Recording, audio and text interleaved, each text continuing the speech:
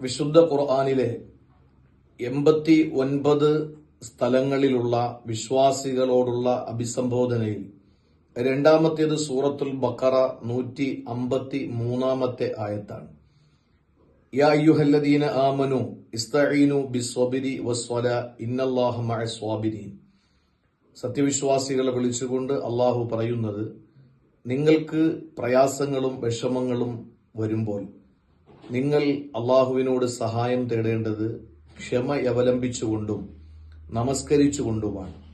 കാരണം ക്ഷമിക്കുന്നവരോടൊപ്പമാണ് അള്ളാഹു തആല.